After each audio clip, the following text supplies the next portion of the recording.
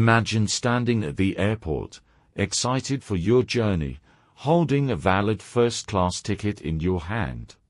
But then out of nowhere someone looks at you, decides you don't belong, and before you can even react, they tear up your passport and tell you to leave, just like that. No explanation, no remorse. What would you do? Would you walk away in silence, humiliated?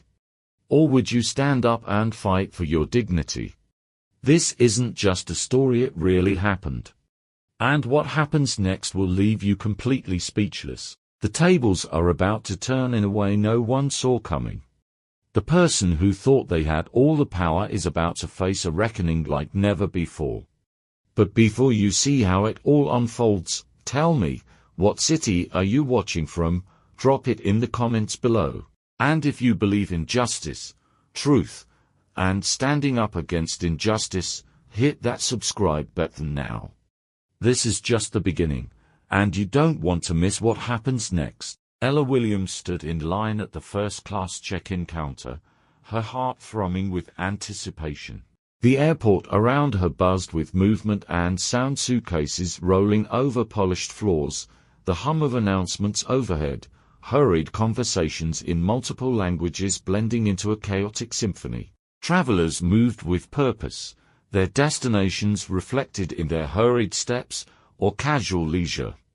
Yet, amidst this energy, Ella felt something shift the moment she approached the counter. She had always been acutely aware of the way the world perceived her. As a young black woman navigating elite spaces, she had learned to expect the subtle, sometimes overt, expressions of doubt or condescension. But she had hoped, at least for today, for a simple, uneventful check-in. She was exhausted after a long semester abroad, and her thoughts were already on the critical business meeting awaiting her back home, one that could define her early career. Instead, she found herself staring into the scrutinizing eyes of Brittany, a flight attendant in her late 20s, with an air of practiced superiority. Brittany's presence radiated authority, her uniform pristine, her expression poised, yet her demeanor lacked warmth. Ella had encountered people like her before. There was an imperceptible shift in their body language, a subtle tightening of their smiles, a momentary hesitation that spoke volumes before words were even exchanged. "Excuse me, ma'am, but your ticket is invalid," Brittany said, her voice laced with coldness. Ella blinked, momentarily thrown off by the abrupt statement. Her brows furrowed slightly, and she kept her voice measured. "There must be some mistake. I checked in online this morning." Brittany's lips thinned into something resembling a polite smile, but devoid of any true courtesy. "May I see your passport?" Confusion flickered across Ella's face, but she complied, retrieving her passport and placing it in Brittany's outstretched hand. She had done this countless times before, handing over her documentation, verifying her identity, moving along seamlessly. But this time, something felt different. Brittany's eyes scanned the document with exaggerated scrutiny. The moment stretched, becoming unnervingly long. Then, with a sneer curling her lips, Brittany uttered the unthinkable. "This doesn't look real." Ella's stomach lurched. A murmur rippled through the line behind her, passengers shifting in mild curiosity. She straightened her posture, willing herself to remain composed. "I assure you, that passport is valid," she said, her voice steady, but Brittany had already made up her mind. Without hesitation, she took the passport in both hands and, before Ella could react, tore it in half. The sound of paper ripping sliced through the air like a physical wound, sharp and undeniable. A collective gasp erupted from the onlookers, the terminal's bustling noise fading into stunned silence. The weight of what had just happened settled over Ella like a crushing force, her breath caught in her throat, her limbs frozen in place as the shredded remains of her passport fluttered onto the counter like discarded scraps of paper. For a moment, Ella could only stare. Disbelief blurred the edges of her vision. The sheer audacity of Brittany's actions rendering her momentarily speechless. Her passport, her proof of identity, her right to travel, her connection to the world lay in ruins before her, discarded as if it meant nothing. Brittany, however, remained unbothered. Her expression barely changed, her tone indifferent. "Fake passports are a security risk," she muttered, as if she had merely followed protocol, as if she hadn't just committed an act of outright destruction and discrimination. The tension in the air thickened. Pressing down on Ella's chest, a man a few places behind her finally found his voice. "I saw her passport," he said firmly. "It looked real to me." Others began whispering among themselves, their expressions a mixture of shock and discomfort. Some instinctively reached for their phones, the blue light of screens illuminating their faces as they recorded the unfolding drama. Ella's humiliation was no longer just hers to bear, it was now public, a spectacle to be analyzed, debated, and dissected in the court of online opinion. Ella's pulse pounded against her ribs. She had been here before, not in this exact situation, but in moments that mirrored it, moments where her presence was questioned, where her legitimacy was challenged, where she was forced to defend her existence in spaces she had every right to occupy. She swallowed hard, refusing to let the rage bubbling inside her explode. She had learned, through years of experience, that reacting with anger would only serve to validate the assumptions made about her. That a black woman raising her voice, demanding justice, was too often painted as aggressive rather than justified. Still, her voice trembled slightly when she finally spoke. "That was my real passport." Brittany merely tilted her head, unimpressed. "Then you'll have to sort it out with immigration. Step aside." It was a dismissal, plain and simple.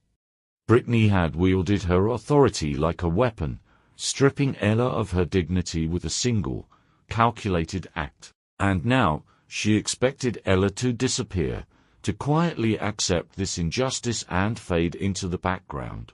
But Ella wasn't going to let that happen. As she stepped back, her eyes swept over the scene around her, the bystanders still whispering, the phone still recording, the silent tension that hung thick in the air. No one else spoke up, no one else intervened. Some passengers looked at her with pity, others with discomfort, and some avoided her gaze altogether. Ella clenched her fists, nails pressing into her palms. She had spent years working to build her identity, her success, her independence. She had fought to be recognized for her merits, for her intelligence, for her hard work. And yet, here she was, reduced to nothing more than an assumption, a stereotype, a problem that needed to be removed. Her father's face flashed through her mind, the CEO of this very airline. A man who had built his career championing diversity, inclusion, and fairness in an industry that too often resisted those ideals. Ella had always kept her professional path separate from his influence, determined to succeed on her own terms. But now, as she stood there, stripped of her rights by a woman who saw her as less than, she knew this fight wasn't just hers to bear alone. It wasn't just about her. It was about every person who had ever been told they didn't belong. Every traveler who had been unfairly profiled. Every individual who had been made to feel like an outsider in spaces that should have welcomed them. She took a deep breath, her resolve solidifying. Brittany might have torn her passport, but she hadn't torn her determination. Ella turned, her steps purposeful, as she walked toward the customer service desk. She knew exactly what she had to do next. This wasn't over. Ella clutched her phone tightly, her fingers pressing into the smooth glass screen as her father's voice echoed in her ear. "Dad, something happened at the gate. A flight attendant, Brittany, she tore up my passport. She said my ticket was invalid. She told me I didn't belong in first class." Her voice wavered slightly, raw with the sting of humiliation and anger. On the other end, there was a silence that stretched just long enough for Ella to recognize it as the controlled restraint of a man who had fought these battles one too many times. Her father, Richard Williams, was no ordinary airline executive. He was the CEO of this very company, a man who had spent decades advocating for diversity and inclusion in an industry that had long resisted such change. He knew all too well the insidious nature of discrimination, how it cloaked itself in professionalism, in vague justifications, in subtle but unmistakable acts of exclusion.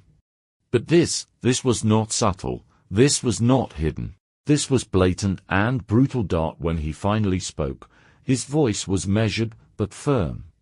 "Ella, are you okay?" The simple question nearly undid her. Was she okay? No, not even close. But breaking down wasn't an option. Not now. Not in front of the people still watching her, their phones recording every moment, their eyes dissecting her reaction. "I will be," she said, swallowing the lump in her throat. "But I don't want to just walk away from this. She committed a crime, Dad, and I want her to pay for it."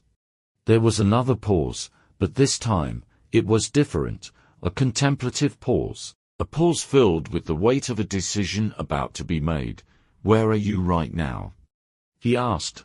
"Near the check-in counter," she replied.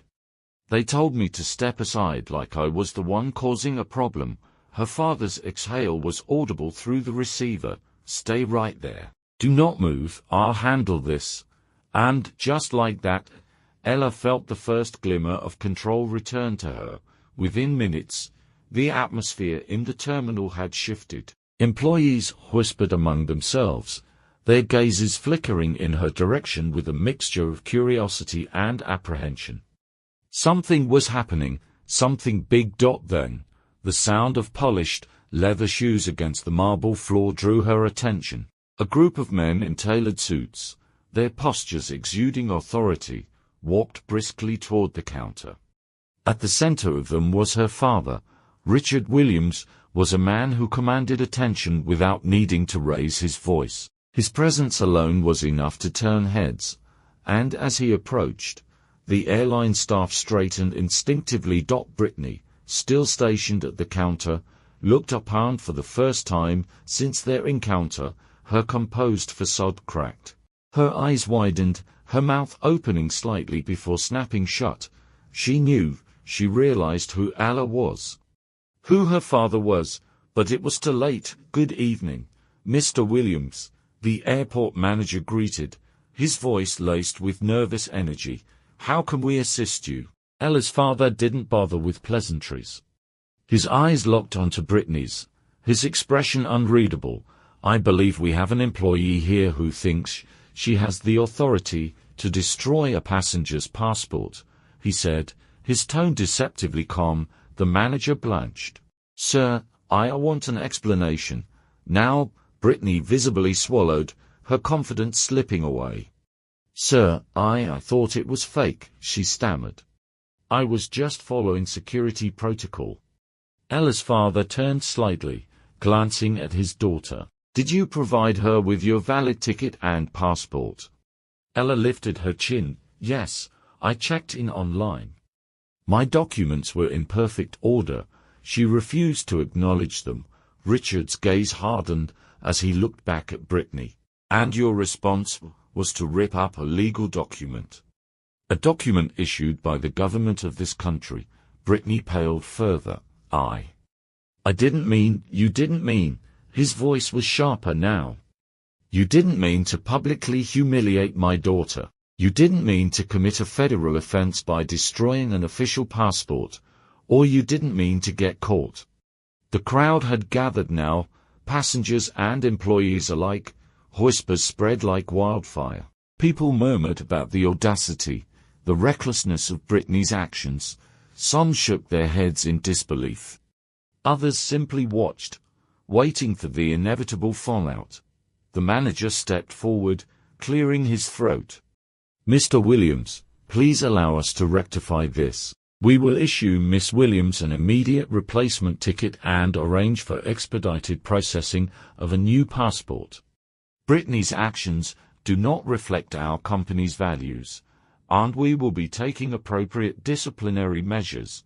Ella's father didn't even look at him. His attention remained fixed on Brittany. "Apologize," he ordered.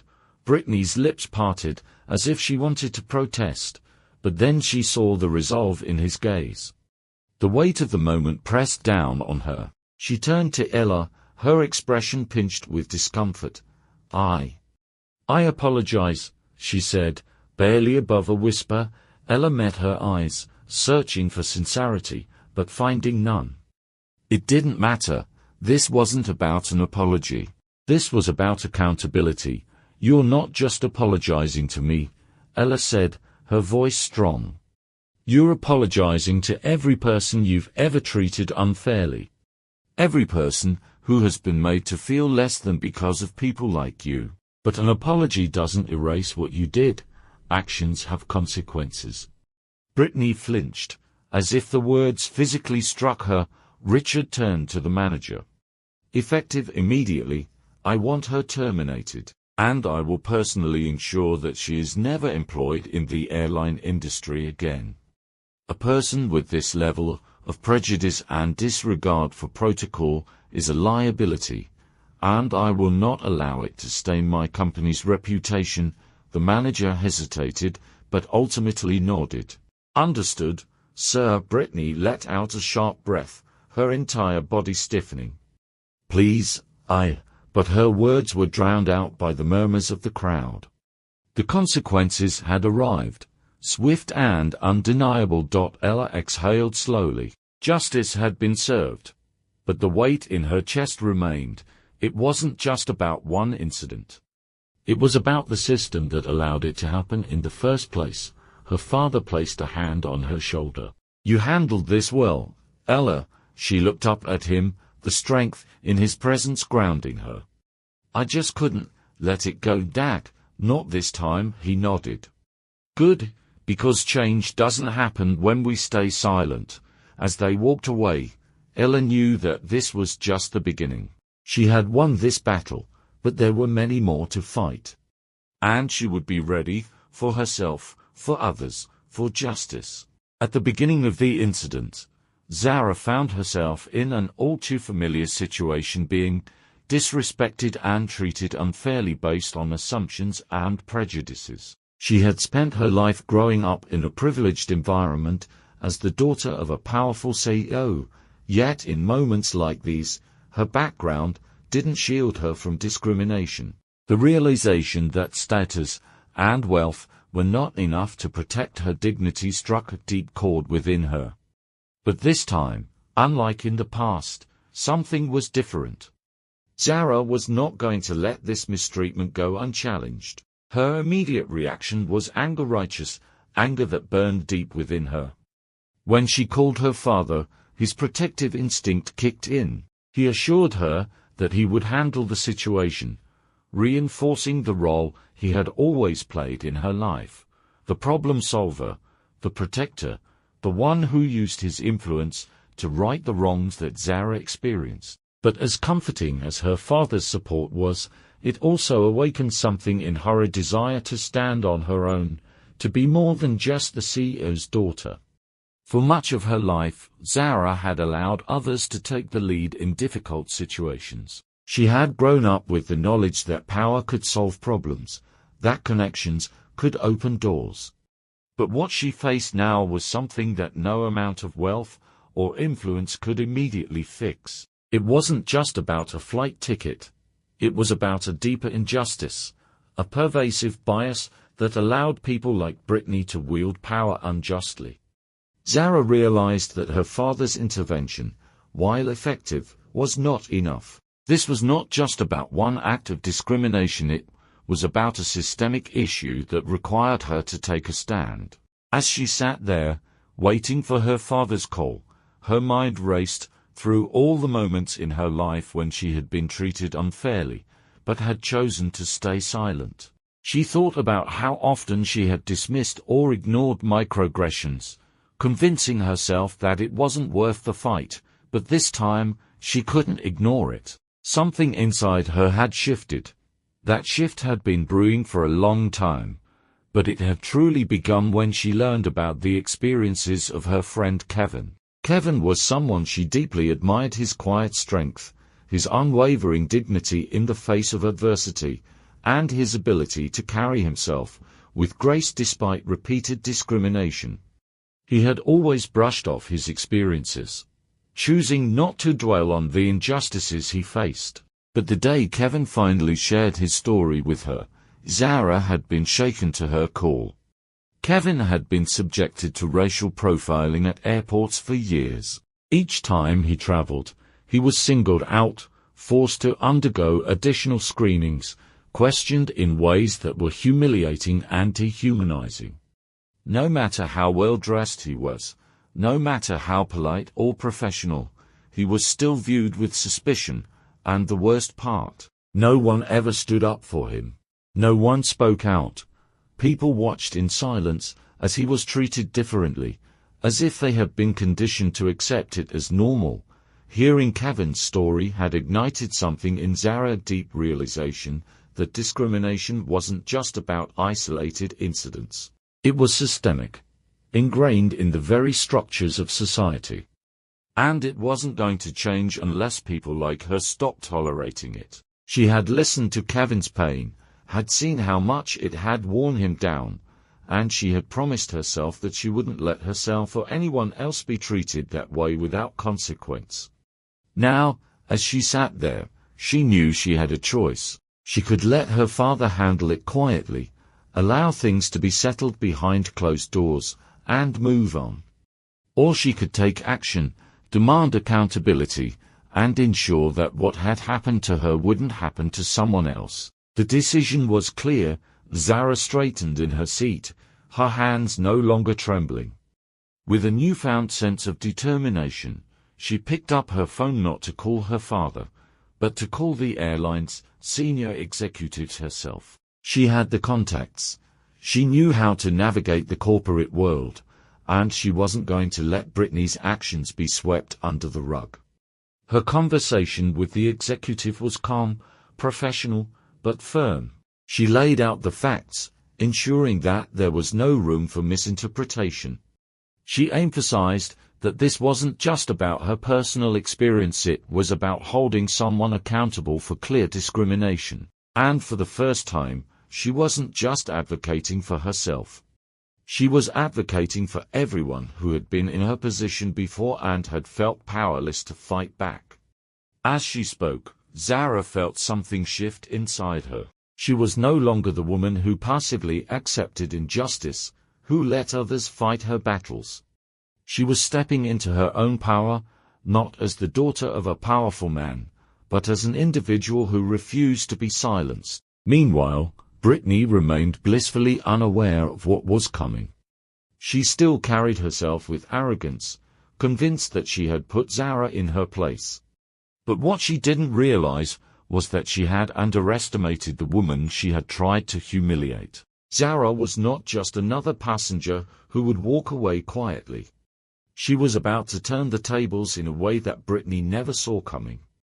Zara's transformation wasn't just about standing up for herself in this one moment. It was about a deeper realization that her voice mattered, that she had the ability to challenge injustice, and that she had a responsibility to do so. She thought of Kevin, of all the people who had suffered in silence, and she knew that she was making this stand for more than just herself. As the wheels of justice began to turn, Zara felt an overwhelming sense of empowerment. She had found her voice, and she would never be silenced again. Brittany stood at the boarding gate, her sense of self-satisfaction radiating with every move she made. In her mind, she had done a service to the airline, to the passengers, and even to society itself. She had exercised her authority, upheld the standards of the exclusive world of first-class travel, and most importantly, put someone like Zara in her place. To Brittany, this was not an act of malice. She did not perceive herself as a villain. Instead, She believed she was maintaining an order that, in her mind, was right. People like Zara didn't belong in spaces like this. They were interlopers, anomalies, and allowing them to blend in with the privileged clientele was, to Brittany, a violation of an unspoken hierarchy. As she moved through her tasks, she relished the attention from her fellow flight attendants. She recounted the incident with a smug air of amusement, reenacting the way she had dismissed Zara's attempts to argue, the moment she had torn the passport, and the way she had shut her down completely. The small cluster of crew members chuckled, nodding in agreement, reinforcing Brittany's belief that she had done the right thing. Brittany had been in the airline industry long enough to believe in the illusion of power that came with her position. As a flight attendant, she controlled who boarded the plane, who received service, and who was granted access to the most coveted comforts of air travel. She saw herself as a gatekeeper, an enforcer of unwritten rules that determined who truly belonged. And in her mind, Zara did not. This belief was not something Brittany had consciously adopted overnight. It was a mindset shaped by years of subtle reinforcement, by a society that upheld invisible barriers between different groups of people. She had seen it play out countless times: who was given preferential treatment, who was scrutinized, who was respected without question, and who had to constantly prove their worth. To Brittany, Zara's audacity to challenge her authority was an affront. The fact that she had protested, that she had dared to insist she belonged, was almost offensive to her. And because of that, she assumed the matter was closed. She had won. Zara would slink away, humiliated, understanding her place. What Brittany failed to recognize was that the world was changing.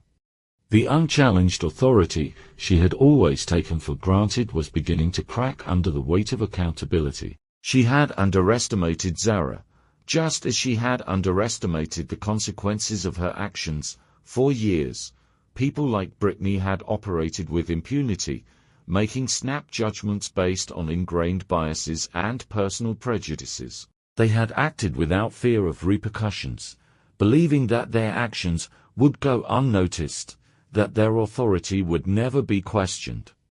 Brittany had convinced herself that her treatment of Zara was nothing personal. In her mind, she was simply doing her job, upholding the standards that had always governed the spaces she worked in. But this rationalization was a thin veil covering something much more insidious: the deeply rooted belief that some people were simply not meant to occupy certain spaces. She had never taken the time to examine why she felt the way she did. Why was it so easy for her to assume that Zara was attempting to cheat the system? Why did she feel so justified in tearing up her passport, in dismissing her without a second thought? Brittany had never been forced to confront these questions because no one had ever held her accountable. But this time, things were different. As she carried on with her duties, completely unaware of the storm brewing around her, Zara was setting into motion something that Brittany could not have anticipated. Zara was not just another passenger who would accept the humiliation and move on. She was someone with the means, the resolve, and the courage to fight back. While Brittany remained blissfully ignorant, basking in the validation of her peers, Zara was on the phone with senior airline executives. Her words were calm, measured, but undeniably firm. She was not simply lodging a complaint, she was making it clear that this was an issue of accountability, that a crime had been committed, that there were consequences for treating people with such blatant discrimination. For the first time, Brittany's actions were not going to be swept under the rug. The very power she had so confidently wielded was now working against her. Brittany had always believed she was untouchable. She had built her career on the understanding that she could exercise authority over passengers without challenge, especially over those she perceived as beneath her. But in her arrogance, she had made a fatal miscalculation. Zara was not just anyone, and this time, there were witnesses. There were security cameras, there were records of the transaction, of the destroyed passport, of the discriminatory remarks. Zara had the ability to not only expose Britney's misconduct, but to demand real consequences. As the wheels of justice began to turn, Britney's confidence would soon start to erode. She had always believed that the people she targeted, the ones she dismissed, humiliated, and treated as less than, had no real power. But she was about to learn just how wrong she had been. Zara wasn't just fighting for herself. She was fighting for every person who had ever been subjected to someone like Britney. For every individual who had been silently humiliated, who had been made to feel like they didn't belong. Britney's world, once so secure and unquestioned, was about to collapse around her. And as she continued on with her duties, unaware of the reckoning that was approaching, the irony was undeniable. She had spent so much time ensuring that people like Zara knew their place. Now, she was about to learn hers.